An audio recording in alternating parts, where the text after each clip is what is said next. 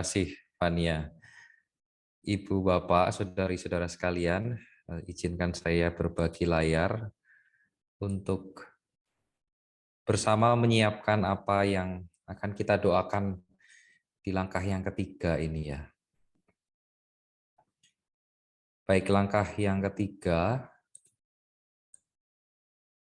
itu diberi judul harapan palsu dan harapan sejati ya. Dan dalam mempersiapkan punta malam hari ini saya teringat akan satu lukisan yang bagi saya mengena, yakni lukisan ini. Lukisan Bapa yang baik hati, atau dalam Injil itu ada kisah anak yang hilang. Harapan palsu dan harapan sejati bagi saya lebih kena atau lebih teringat, lebih mantap kalau saya melihatnya dari sudut pandang Bapa yang murah hati. Saya bisa memilih atau saya bisa yakin pada harapan itu, bahwa harapan itu benar-benar sejati ketika saya ingat bahwa ada Bapa yang murah hati, bahwa ada Bapa yang senantiasa menerima saya apa adanya, bahwa Bapa selalu menunggu saya pulang, dan juga Bapa yang ingin saya itu selalu menatap ke depan daripada terus meratapi hal-hal yang sudah terjadi.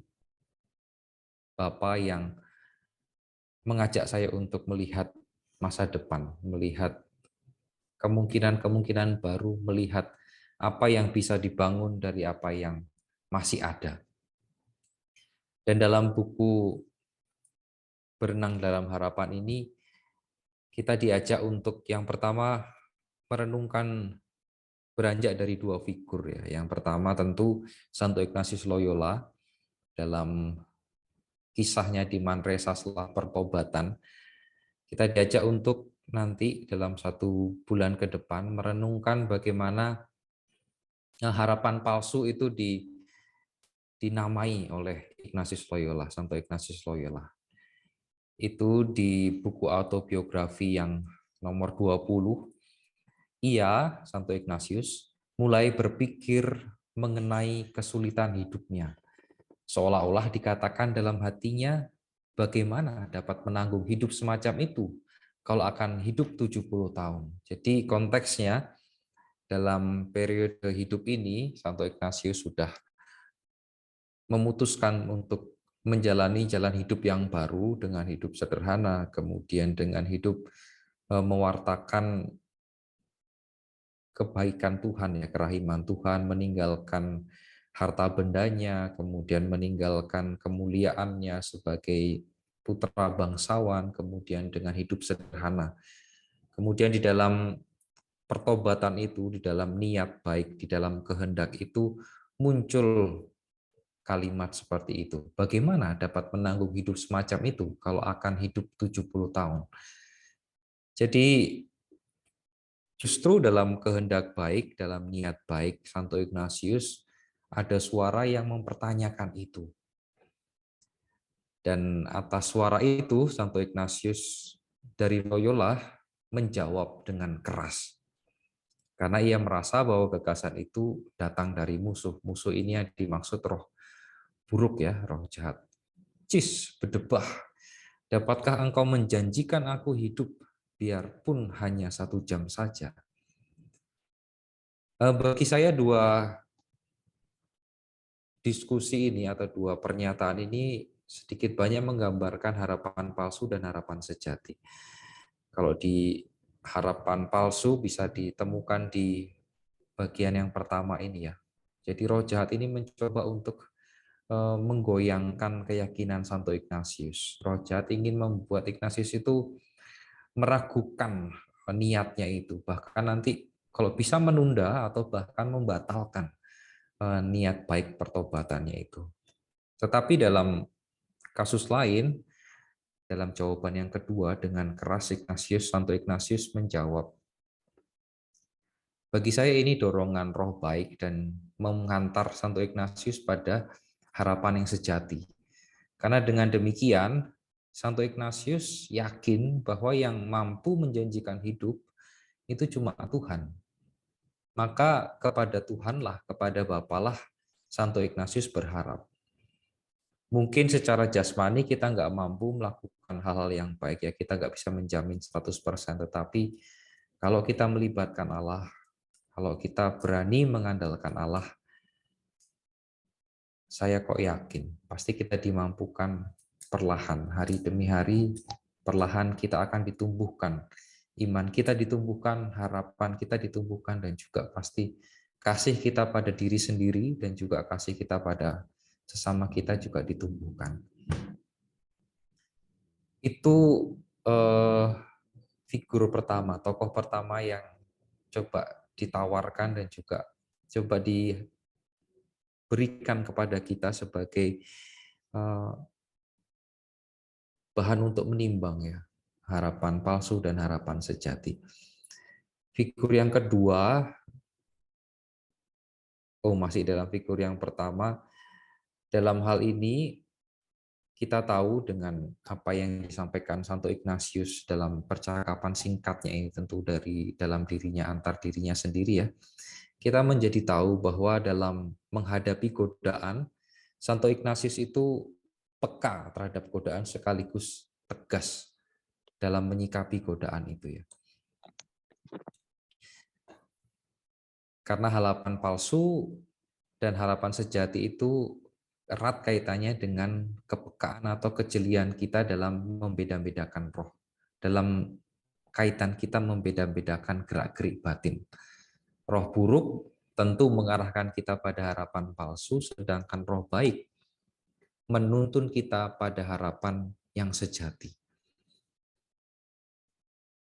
Saya lampirkan sedikit di sini bagaimana cara kerja roh buruk. Tentu roh buruk yang ada kaitannya dengan harapan palsu akan membuat kita itu menghambat kita, menyajikan rintangan-rintangan dan membuat kita sedih dengan alasan-alasan palsu supaya kita nggak maju. Ya dalam kasus Santo Ignatius tadi, tentu Ignatius digoda oleh roh buruk supaya meragukan atau supaya menunda kehendaknya untuk bertobat ya. Tapi di sisi lain roh baik tentu memberikan semangat, memberikan kita kekuatan, memberikan kita hiburan, bahkan mungkin air mata ya. Inspirasi serta ketenangan, kemudian membuat segalanya menjadi mudah dengan menyingkirkan segala halangan.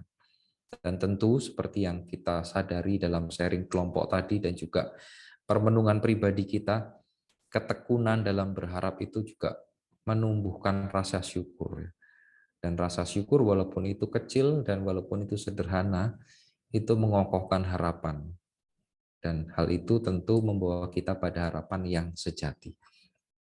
Dari Santo Ignatius kita belajar hal-hal ini. Kemudian kita juga diajak untuk melihat Tuhan Yesus. Ketika Tuhan Yesus digoda oleh roh buruk dengan harapan-harapan palsu. Tentu teman-teman sekalian, Bapak Ibu sekalian sudah sangat familiar dengan kisah ini. Kisah ini kita dengarkan di awal masa Prapaskah ya. Bagaimana Tuhan Yesus itu digoda, dicobai oleh iblis atau roh buruk ya.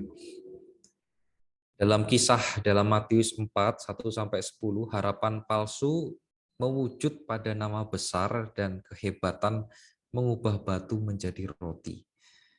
Kenyamanan disambut dan dilayani para malaikat dan kekuasaan disembah dan dihormati segala makhluk. Ya, harapan palsu ini tentu bisa bermacam-macam ya bentuknya sesuai dengan apa yang kita hayati dalam hidup, peran kita sebagai apa, kemudian juga kebutuhan-kebutuhan dasariah kita apa. Bisa jadi nama besar itu bisa mewujud harapan palsu ketika kita ingin dihargai atau ketika kita melulu ingin mencari ketenaran, mencari tepuk tangan atau mencari hal-hal lain yang melulu demi kepentingan diri kita sendiri. Harapan palsu juga banyak kali atau kerap kali muaranya itu pada diri sendiri ya. Jadi menjadikan diri ini sebagai pusat hidup dan pusat relasi. Sedangkan kalau harapan sejati dirangkum Tuhan Yesus dalam penegasan tiga hal juga. Bahwa hidup tidak hanya dari roti, bahwa tidak semestinya mencobai Tuhan, serta tidak ada yang lain yang perlu disembah dan dihormati selain Tuhan sendiri. Ya, berbeda dengan harapan palsu, harapan sejati tentu muaranya pada Allah, dan kita juga dalam harapan sejati itu menggantungkan atau menjadikan Allah itu sebagai satu-satunya pengharapan dan penjamin segala doa kita. Dan harapan sejati tentu membuat diri ini semakin merdeka ya, menerangi kita, mencerahkan budi kita, atau mengarahkan kita pada kehendak-kehendak Allah, atau menggerakkan kita untuk mencinta dan melayani sesama. Artinya semakin terarah pada orang lain alih-alih pada diri kita sendiri ya. Harapan sejati membebaskan kita. Dua figur itu yang ditawarkan dalam permenungan kita 1 bulan ke depan, dan saya menambahkan satu lagi mungkin ya, karena juga tadi sempat muncul dalam percakapan-percakapan rohani kita bahwa sebenarnya harapan itu diuji justru dalam apa ya, dalam penderitaan, dalam hal-hal yang berat. Saya nanti menawarkan tokoh Ayub. Seperti Santo Ignatius dan Tuhan Yesus berhadapan dengan harapan palsu, yang diperlukan adalah kepekaan dan ketegasan sikap. Tuhan Yesus peka dan jeli terhadap godaan dari iblis, sekaligus Tuhan Yesus tegas dalam sikap terhadap semua godaan iblis yang mengarahkan pada harapan-harapan palsu. Tuhan Yesus jeli bahwa itu tawaran untuk fokus pada diri sendiri, fokus pada menjadikan diri sendiri ini sebagai pusat. Tetapi Tuhan Yesus tegas bahwa pusatnya itu bukan aku, pusatnya itu adalah Allah sendiri. Dan di dalam hal itu, saya kok menjadi semakin yakin. Harapan sejati itu tumbuh dalam cobaan hidup. Dan harapan sejati itu kokoh dalam cobaan hidup. Saya yakin Bapak Ibu, teman-teman sekalian dalam ruangan ini mengamini hal ini. Kalau dalam kisahnya Ayub, dalam segala penderitaannya, Ayub tetap setia dan percaya pada Tuhan. Dan dalam pengalaman saya juga, hal yang saya alami kok kerap kali justru melalui situasi ambang-ambang batas ya, titik-titik batas hidup atau kebingungan eksistensial, saya didorong untuk melakukan apa yang paling bermakna dalam hidup ya, atau saya dilajak untuk melakukan pencarian jiwa. Dan di dalam situasi-situasi ambang batas itu, situasi-situasi yang sangat tidak mudah, situasi-situasi yang mampu kerap kali mematahkan harapan, saya diajak justru masuk ke dalam diri saya, semacam merogoh dalam ruang hening, ruang batin terdalam yang hening untuk mendapatkan apa ya, mendapatkan makna, mendapatkan kesadaran penuh akan makna kehidupan. Suatu kali ketika hal berat dalam hidup saya, mungkin 7 atau 8 tahun lalu gitu ya, saya merasa ada dalam titik terendah dalam hidup. Segala apa yang saya usahakan itu hilang, segala yang sudah saya usahakan dengan baik itu hilang semua, segala relasi saya juga hilang, dan saya merasa tidak punya apa-apa ya, tidak punya harapan apa-apa, dan juga tidak tahu mau ngapain. Hal yang saya lakukan ya, saya pulang ke rumah, dan di rumah ya saya punya ibu dan adik saya satu. Dua pribadi ini menerima saya apa adanya, dan dua pribadi ini membiarkan saya untuk hadir dengan diri saya sendiri. Jadi ibu dan adik memberikan waktu seluas-luasnya bagi saya untuk diam, untuk meneliti kembali apa yang masih ada ya, apa yang masih ada, apa yang masih tersisa, yang dari situ saya bisa membangun sesuatu. Dan dalam keadaan sepi, dalam keadaan nggak tahu ngapa-ngapain, saya ya yang saya bisa adalah kembali pada diri saya sendiri. Saya menuliskan banyak hal, apa yang muncul dalam benak saya tulis. Dan dari situ saya mencoba membangun lagi. Dan satu kekuatan yang muncul di kedalaman diri saya ketika saya menengok lagi dalam ruang-ruang relung-relung batin saya yang hening, yang sepi itu, satu kalimat muncul. Kalimat itu bilang kepada saya, santai Wenes, tenang saja Nes, ini semua belum berakhir. Kalimat sederhana itu membuat saya kembali berharap.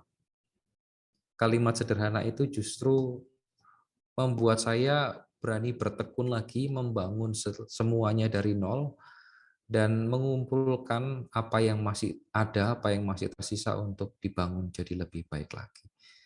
Dan dari situ saya merasa diteguhkan ya dalam harapan, dan saya justru merasa dalam titik-titik batas itu harapan sejati itu justru muncul. Maka saya mengimani, semakin mengakui, semakin meyakini kebenaran ini. Harapan sejati tumbuh dalam cobaan hidup, dan harapan sejati kokoh dalam cobaan hidup. Hal yang meneguhkan saya juga terkait dengan refleksi ini adalah pernyataan dari seorang filsuf namanya Kierkegaard. Dia pemikir dari Denmark. Dia pernah bilang, kurang lebih seperti ini, saya tidak tahu kalimat pastinya. Siapa saja yang belajar cemas dengan benar, ia telah mencapai kebenaran-kebenaran atau harapan-harapan yang puncak. Merefleksikan hidup-hidup dalam titik-titik batas itu ternyata juga kita dituntun, terutama saya juga dituntun untuk menemukan apa yang sejati, apa yang sebenarnya yang paling hakiki dalam hidup ini.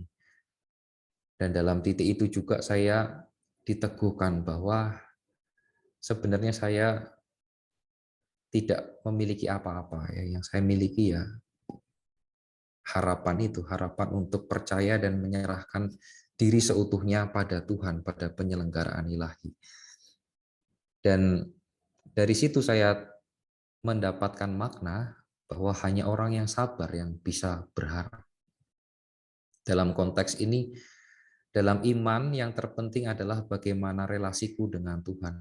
Bukan waktu dan mauku yang utama, melainkan setulus apa persembahan waktu dan mauku padanya. Untuk sampai pada kesadaran ini, saya merasa tidak mudah ya, dan sampai sekarang pun saya masih bergulat dengan ini. Mempersembahkan waktu dan mauku pada Tuhan ternyata tidak semudah atau tidak sekonsisten ketika saya menemukan kesadaran ini. Dan yang paling saya amini, ya saya harus belajar sabar. Saya diajak untuk belajar sabar karena hanya orang yang sabar yang bisa berharap. Hanya orang yang sabar yang dituntun perlahan menuju harapan sejati. Dan bagi saya, figur Ayub ini adalah figur yang terbaik ya untuk saya jadikan teladan untuk berharap dalam titik-titik berat dalam hidup. Dan yang terakhir, bagi saya merefleksikan lukisan ini, walaupun di tengah cobaan hidup, itu energizing, memberikan kekuatan. Karena di sini saya melihat seorang bapak yang baik hati, seorang bapak yang penuh kerahiman, seorang bapak yang menunggu putra bungsunya itu pulang ke rumah, dan juga seorang bapak yang juga menyayangi putra sulungnya ya, yang selalu ada di rumah. Bapak yang sungguh amat baik hati. Dan dalam kesadaran untuk mencapai harapan yang sejati itu, saya juga semakin yakin bahwa Tuhan kita, Tuhan yang kita imani, Bapa yang kita imani, bukan Tuhan yang keras. Tuhan yang kita imani bukan Tuhan yang suka menghukum. Tuhan yang kita imani bukan Tuhan yang tidak ceria. Tetapi Tuhan yang kita imani itu Tuhan yang memberikan kegembiraan. Dan Tuhan yang menarik kita ke masa depan. Gambaran Tuhan semacam ini sangat kuat ketika saya masuk dalam serikat Yesus ya. Masuk dalam serikat Yesus, diterima dalam serikat dan diberi baju, diberi rumah begitu ya. Membuat saya meyakini bahwa ya Tuhan itu Tuhan yang Maha Rahim. Tuhan itu ya Tuhan yang selalu memberikan kesempatan. Kesempatan kedua, kesempatan ketiga, bahkan sampai kesempatan infinite itu. Tuhan selalu memberikanku kesempatan untuk menjadi lebih baik. Dan Tuhan yang memberikan harapan sejati itu adalah Tuhan yang senantiasa memberikan kegembiraan. Saya semakin diyakinkan bahwa kegembiraan sejati itu adalah kegembiraan yang memampukan saya, memampukan kita untuk mensyukuri setiap hal-hal kecil. Makanan yang tersaji di meja makan, sapaan dari teman sekomunitas, matahari yang bersinar cerah, atau hujan yang tiba-tiba turun siang tadi di Jogja ini ketika suasana Jogja 2 hari belakangan ini panas-panasnya. Atau harapan sejati itu ya muncul ketika saya bisa mensyukuri saya dijemput kedua anjing di rumah ini ya ketika pulang dari kuliah. Bagi saya hal-hal seperti itu membahagiakan dan justru di situ saya merasa semakin diyakinkan harapan sejati itu ada. Dan untuk pertanyaan malam hari ini, saya ingin mengajak kita semua untuk bertanya pada diri sendiri. Bagaimana harapan-harapan atau ekspektasi-ekspektasiku saat ini? Apa yang membuatnya berat? Adakah Tuhan yang menaruh harapan itu di pundak kita? Atau aku sendiri yang terlalu keras menuntut diri? Ya, kerap kali kalau saya refleksikan, Tuhan tidak menuntut saya terlalu keras kok. Kerap kali malah yang terjadi, aku sendiri atau saya sendiri yang terlalu keras menuntut diri ya. Tuhan mengajakku untuk hidup berserah, hidup percaya kepada Dia, tetapi kerap kali aku memilih untuk tidak percaya. Kerap kali aku memilih untuk menuntut diri terlalu tinggi atau terlalu keras pada diri sendiri dengan tidak mau memaafkan diri. Padahal Tuhan selalu membuka tangan, selalu menunggu saya untuk pulang dan selalu memberikan kesempatan, mengajak saya untuk melihat ke depan, melihat apa yang bisa aku bangun dari apa yang masih ada ini. Baik, saya pikir dan saya rasa poin-poin itu yang bisa kita renungkan untuk 1 bulan ke depan, dan tentu nanti ada poin-poin yang bisa kita renungkan dan juga kita resapkan untuk membantu ini. Nanti mungkin akan juga disampaikan secara lebih detail. Rahmat yang dimohon selain nanti ada tahap persiapan, kemudian doa pembuka, saya menawarkan rahmat yang dimohon ini dalam 1 bulan ke depan. Mohon rahmat agar dapat membedakan harapan palsu dan harapan sejati. Kita mohon rahmat untuk membedakan dulu. Kemudian dengan jiwa besar dan hati rela berkorban, memilih bertekun dalam harapan sejati. Jadi 2 ini yang kita mohonkan nanti yang saya tawarkan. bagaimana kita diberikan kemampuan untuk membedakan harapan palsu dan harapan sejati, dan yang setelah mampu membedakan, dimampukan untuk memilih bertekun dalam harapan sejati. Kemudian poin-poin doanya nanti sudah ada di dalam buku Berenang dalam Harapan, ada 5 poin, tidak perlu direnungkan dalam sekali doa, bisa mencecap pokok doa 1, pokok doa 2, atau pokok doa 3, pokok doa 4, dan pokok doa kelima. Silahkan nanti teman-teman mencecapnya sesuai dengan ketergerakan hati masing-masing. Dan nanti diakhiri dengan percakapan, kemudian dengan menuliskan refleksi dengan beberapa panduan pertanyaan ini. Baik, saya pikir itu dari saya. Nanti bila diperlukan, apa yang saya bagikan ini bisa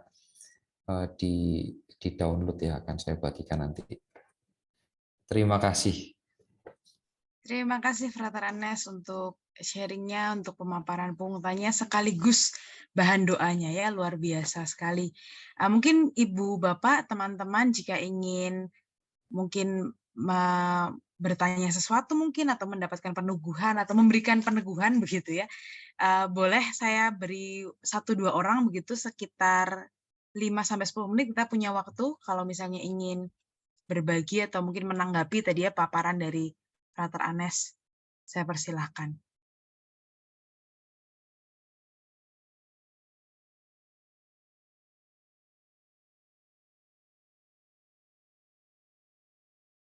Tadi yang salah satu yang berkesan tadi ya, hanya orang yang sabar yang bisa berharap ya, Frater ya.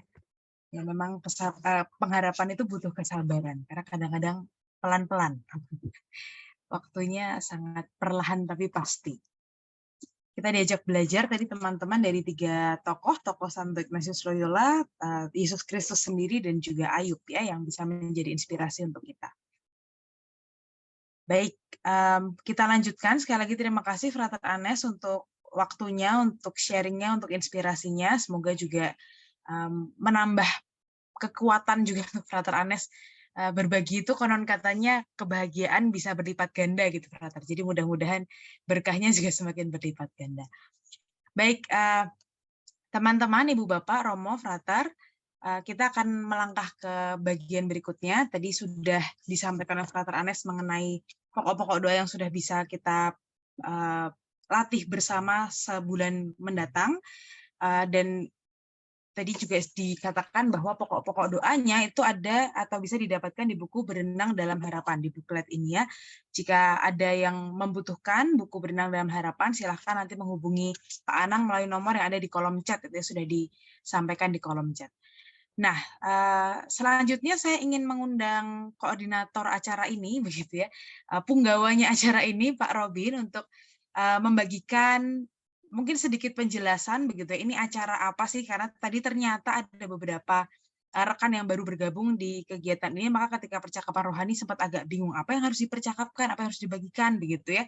Lalu jadwalnya akan seperti apa sih programnya? Apakah cuma sekali atau nanti akan berlanjut atau seperti apa?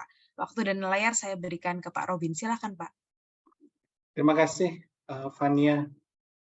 Ya, jadi teman-teman sekalian, sekali lagi saya menyampaikan banyak terima kasih sudah mau bergabung bersama, berlatih rohani bersama. Jadi acara ini memang berseri, akan ada dari pembukaan, pungta 1 hingga pungta 12 nanti, dan penutup di akhir di pertemuan di Desember. Jadi latihan kita malam hari itu diambil dari materi latihan rohani yang ada sebagai sisipan dari buku Doa Berenang Dalam Harapan.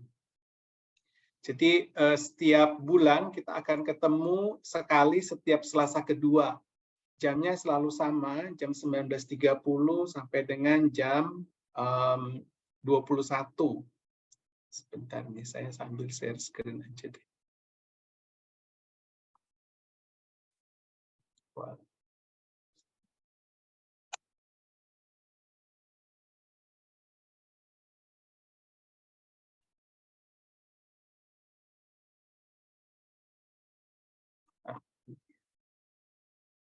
Jadi kita ketemu sebulan sekali setiap Selasa kedua. Jadi hari ini adalah pertemuan yang ketiga, paparan Pungta ketiga. Nanti Pungta 4 sampai 10 itu tiap Selasa kedua. Kemudian karena kejar tayang, Pungta 11 dan 12 itu ketemunya 2 kali di bulan November, Selasa pertama dan Selasa ketiga. Nanti Selasa kedua di bulan Desember itu ada penutup bareng Romo Sindu dan Romo Sardi. Jadi bagi teman-teman, setiap pertemuan Pungta itu formatnya selalu sama. Di bagian depan, di bagian awal itu kita akan ada percakapan rohani, membagikan pengalaman doa dari Pungta yang dipaparkan sebelumnya. Seperti malam ini, hari ini, kita sudah mendapatkan banyak sekali insight atau persepsi baru tentang latihan rohani, membedakan harapan palsu dan harapan sejati yang dibawakan oleh Frater Anes. Nah, nanti materi langkah doanya itu kita lakukan di antara waktu hari ini dan pertemuan selanjutnya di tanggal 11 April. Nah, pengalaman itu nanti dibagikan, itu di segmen yang pertama setiap pertemuan sebulan sekali. Kemudian di segmen yang kedua, ya kita dibagikan Pungta yang untuk didoakan sepanjang sebulan ke depan. Begitu seterusnya, sampai nanti Pungta 12. Nah, pengalaman dari Pungta 12 itu nanti akan dibagikan di sesi penutup, nanti sekaligus oleh Romo Sindu dan Romo Sardi, diringkas sebagai puncak dari acara kita berlatih doa sepanjang tahun.